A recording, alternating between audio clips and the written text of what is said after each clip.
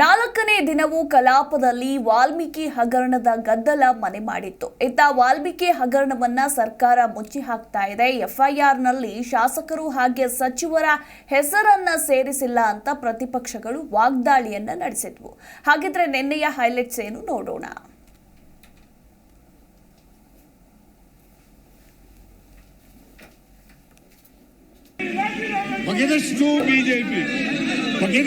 BJP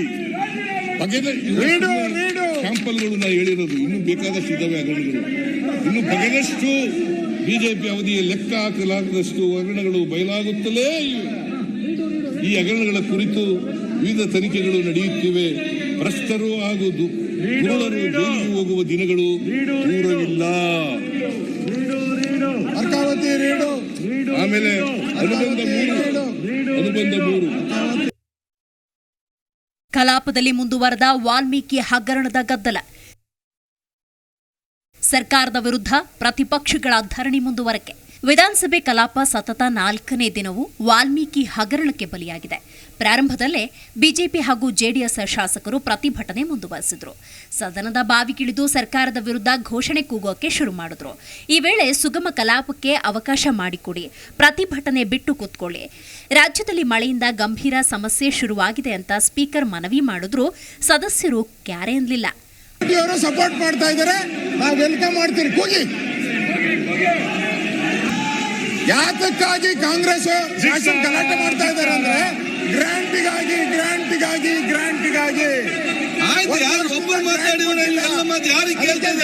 ಈ ತರ grant ಕೊಡಿ. ಆಡಳಿತ ವಿಪಕ್ಷಗಳ ಜೊತೆ ಸ್ಪೀಕರ್ ಸಂಧಾನ ಸಭೆ. ಧರಣಿಯಲ್ಲೂ ಅತಿವೃಷ್ಟಿ ಚರ್ಚೆಗೆ ಸ್ಪೀಕರ್ ಅವಕಾಶ. ಪ್ರತಿಪಕ್ಷಗಳ ಧರಣಿ ಮಧ್ಯೆಯೂ ಸ್ಪೀಕರ್ ಯುಟಿ ಖಾದರ್ ಕಾಂಗ್ರೆಸ್ ಶಾಸಕ ಪೊನ್ನಣ್ಣಗೆ ಅತಿವೃಷ್ಟಿ ಚರ್ಚೆಗೆ ಅವಕಾಶ ಮಾಡಿಕೊಟ್ರು. ಕೊಡಗಿನಲ್ಲಿ ಮಳೆ ರೌದ್ರಾವತಾರ ತಾಳಿದೆ. ಪ್ರವಾಹ ಹೆಚ್ಚಾಗಿ ರಸ್ತೆಗಳು ಮುಳುಗಿ ಹೋಗಿವೆ. ಮನೆಗಳ ಗೋಡೆ ಕುಸಿತಾ ಇದೆ. ಜನರ ದಿನನಿತ್ಯದ ಜೀವನ ಅಸ್ತವ್ಯಸ್ತವಾಗಿದೆ. ಜನರ ಸಾವಿನ ಬಗ್ಗೆ ಇವರಿಗೆ ಕಾಳಜಿ ಇಲ್ಲ. ವ್ಯರ್ಥ ಪ್ರತಿಭಟನೆಯಲ್ಲಿ ಮುಳುಗಿ ಹೋಗಿದ್ದಾರೆಂದು ಆಕ್ರೋಶ ಹೊರಹಾಕಿದ್ರು. ತರೀಕೆರೆ ಶ್ರೀನಿವಾಸ್, ಶಿವಲಿಂಗೇಗೌಡರು ಇದಕ್ಕೆ ದನಿಗೂಡಿಸಿದ್ರು.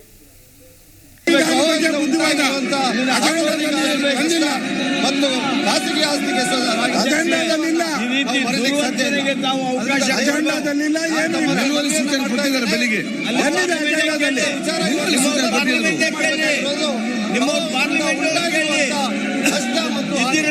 ಮನೆ ಒಳಗಡೆ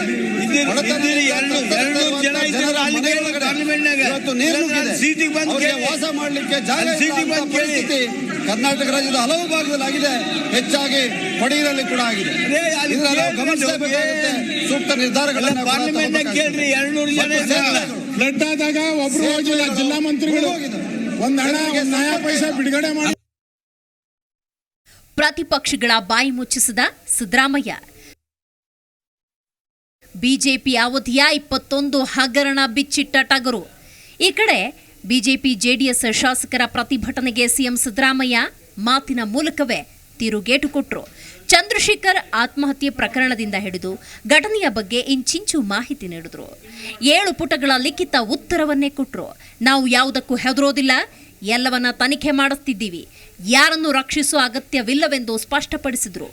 ಬ್ಯಾಂಕ್ ಆಫ್ ಇಂಡಿಯಾ ಬಂದಿರೋದು ಅದರಲ್ಲಿ 89 ಕೋಟಿ 63 ಲಕ್ಷ 89 ಕೋಟಿ 63 ಲಕ್ಷ ಮಾತ್ರ ಆಂಧ್ರಕ್ಕೆ ತೆಲಂಗಾಣಕ್ಕೆ ಹೋಗಿರೋದು. ಅದನ್ನ ರಿಕವರಿ ಮಾಡಲಿಕ್ಕೆ ಪ್ರಾರಂಭ ಮಾಡಿದ್ದೀವಿ. ನಾವು ಈಗ ಹೇಳ್ತೀನಿ, ನಾನು ಯಾರೇ ತಪ್ಪಿತಸ್ಥರಿದ್ರು ಕೂಡ, ಯಾರೇ ಕಳ್ಳರುಗಳಿದ್ರು ಕೂಡ, ಯಾರೇ ಲೂಟಿಕೋರಿದ್ರು ಅವ್ರಿಗೆ ಶಿಕ್ಷೆಗೆ ಒಳಪಡಿಸತಕ್ಕಂಥ ಯಾರಿಗೂ ರಕ್ಷಣೆ ಕೊಡ್ತಕ್ಕಂಥದ್ದು ಪ್ರಶ್ನೆನೇ ಇಲ್ಲ. ಯಾರಿಗೂ ರಕ್ಷಣೆ ಕೊಡ್ತಕ್ಕಂಥ ಪ್ರಶ್ನೆ ಇಲ್ಲ. ನಾವು ಯಾವತ್ತೂ ಕೂಡ ಕರಪ್ಷನ್ ಜೊತೆ ಶಾಮೀಲಾಗಲ್ಲ, ಕರಪ್ಷನ್ ಜೊತೆ ಕಾಂಪ್ರಮೈಸ್ ಮಾಡ್ಕೊಳ್ಳಲ್ಲ. ಕರಪ್ಷನ್ ವಿರುದ್ಧ ಹೋರಾಟ ಅಂತಕ್ಕಂಥ ಮಾತುಗಳನ್ನ ಹೇಳಿ ಇವರು ಅವರ ತಪ್ಪುಗಳನ್ನ ಮುಚ್ಚಿಕೊಳ್ಳಲಿಕ್ಕೆ ಅವರ ಕಾದಲಾದ. ಗುರು ರಾಘವೇಂದ್ರ ಬ್ಯಾಂಕ್ ಹಗರಣ ಏನಾಯ್ತು? ಬೋವಿ, ಅರಸು, ಅಂಬೇಡ್ಕರ್ ನಿಗಮದ ಹಗರಣ ಎಲ್ಲಿಗೆ ಬಂತು? ವಾಲ್ಮೀಕಿ ಹಗರಣದ ಬಗ್ಗೆ ಮಾತಾಡ್ತೀರಾ? ನಾವು ತನಿಖೆ ಮಾಡಿಸ್ತಿದ್ದೀವಿ, ಆದರೆ ನಿಮ್ಮ ಕಾಲದ ಹಗರಣದ ತನಿಖೆ ಯಾಕೆ ಮಾಡಿಸಿಲ್ಲ ಅಂತ ಪ್ರಶ್ನಿಸಿದ್ರು. ಬಿಎಸ್ವೈ ಬೊಮ್ಮಾಯಿ ಅಧಿಕಾರದಲ್ಲಿದ್ದಾಗ ಏನೆಲ್ಲ ಆಯಿತು ಅಂತ ಸದನಕ್ಕೆ ಮಾಹಿತಿ ಕೊಟ್ಟರು. ವಾಲ್ಮೀಕಿ ಹಗರಣದಲ್ಲಿ ತರಾತುರಿಯಲ್ಲಿ ಇಡಿಯವರು ತನಿಖೆಗೆ ಬಂದರು. ಬಿಜೆಪಿ ಕಾಲದ ಹಗರಣಗಳ ವೇಳೆ ಯಾಕೆ ತನಿಖೆ ಮಾಡಲಿಲ್ಲ ಅಂತ ಪ್ರಶ್ನಿಸಿದ್ರು. ಕಳ್ಳತನ, ಲೂಟಿ, ಭ್ರಷ್ಟಾಚಾರ ಅದನ್ನು ಮುಚ್ಚಿಕೊಳ್ಳಲಿಕ್ಕೆ ಇವತ್ತು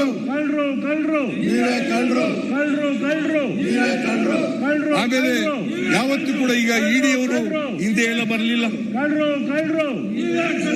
ಇಡಿಯವರು ಹಿಂದೆ ಎಲ್ಲ ಬರಲಿಲ್ಲ, ಈಗ ಶುರು ಮಾಡಿದ್ದಾರೆ. ಎಷ್ಟರ ಮಟ್ಟಿಗೆ ನಮ್ಮ ಮಿನಿಸ್ಟರ್ಗಳು ಹೇಳಿದ್ರು, ಡೆಪ್ಟಿ ಚೀಫ್ ಮಿನಿಸ್ಟರ್ ಹೇಳಿ ಅಂತ ಹೇಳದ ಇದನ್ನ ಇದು ಕಾನೂನು ರೀತಿ ಮಾಡ್ತಕ್ಕಂಥ ತನಿಖೆನ ಕಾನೂನು ರೀತಿ ಮಾಡಲಿ. We are not afraid of ED, we are not scared of ED, we are not scared of BJP, we are not scared of BJP. ಮಾನ್ಯ ಅಧ್ಯಕ್ಷರೇ, ಇಷ್ಟನ್ನ ನಾನು ಲಿಖಿತವಾಗಿ ಹೇಳಿದ್ದೀನಿ. ಎಲ್ಲನೂ ಕೂಡ ರೆಕಾರ್ಡ್ ಹೋಗಬೇಕು ಅಂತಕ್ಕಂಥ ನಿಮ್ಮಲ್ಲಿ ಮನವಿ ಮಾಡಿ ನನ್ನ ಮಾತುಗಳನ್ನು ಮುಗಿಸ್ತೇನೆ. ಸಿಎಂ ರಾಜೀನಾಮೆ ದಿನ ಹತ್ತಿರ ಇದೆ ಎಂದ ವಿಜಯೇಂದ್ರ. ಬಳಿಕ ಮಾತನಾಡಿದ ವಿಜಯೇಂದ್ರ, ಬೇಲಿಯೇ ಎದ್ದು ಹೊಲ ಮೇಯ್ದಂತೆ ಇನ್ನು ದೊಡ್ಡವರ ಹೆಸರು ಹೊರಗೆ ಬರಲಿದೆ. ಸಿಎಂ ಸ್ಥಾನಕ್ಕೆ ಸಿದ್ದರಾಮಯ್ಯ ರಾಜೀನಾಮೆ ಕೊಡೋ ದಿನ ದೂರವಿಲ್ಲ ಅಂತ ತಿಳಿಸಿದರು. ಒಟ್ಟಿನಲ್ಲಿ 4ನೇ ದಿನದ ವಿಧಾನಸಭೆ ಕಲಾಪ ವಾಲ್ಮೀಕಿ ಹಗರಣ ಪ್ರತಿಭಟನೆಯಲ್ಲೇ ಕಳೆದುಹೋಯಿತು. ಕಲಾಪ ಪ್ರಾರಂಭದಿಂದಲೂ ಬಿಜೆಪಿ ಜೆಡಿಎಸ್ ಶಾಸಕರು ಪ್ರತಿಭಟನೆ ಬಿಡಲಿಲ್ಲ. ಸರ್ಕಾರದ ವಿರುದ್ಧ ಘೋಷಣೆಯನ್ನ ನಿಲ್ಲಿಸಲಿಲ್ಲ. ಆದರೂ ಗಲಾಟೆಯ ಮಧ್ಯೆಯೇ ಸಿಎಂ ಹಗರಣದ ಚರ್ಚೆಗೆ ಉತ್ತರವನ್ನು ನೀಡಿದ್ರು. ಕೊನೆಗೆ ಪ್ರತಿಭಟನೆಯಲ್ಲೇ ಕಲಾಪ ಮುಂದೂಡಿಕೆಯಾಯಿತು. Rajappa Suttur, political bureau, Zee Kannada news, Bengaluru. Zee Kannada news ಈಗ ನಿಮ್ಮ ಮನೆಯಲ್ಲೇ ನೋಡಿ. ಎಲ್ಲ ಕೇಬಲ್ಗಳಲ್ಲಿ ಈಗ ಲಭ್ಯ. Sun Direct 292, Jio TV 1334, U Digital 162, Siti Cable 51, GTPL 17, Abhishek cables 821, Rock Line Telecommunication 51, Shri Basaveshwara number 60, Vinayaka Digital number 53, In Digital number 896ರಲ್ಲಿ. ನಿಮ್ಮಿಸ್ತದ ಜಿ ಕನ್ನಡ ನ್ಯೂಸ್ ನೋಡಿ ಆನಂದಿಸಿ.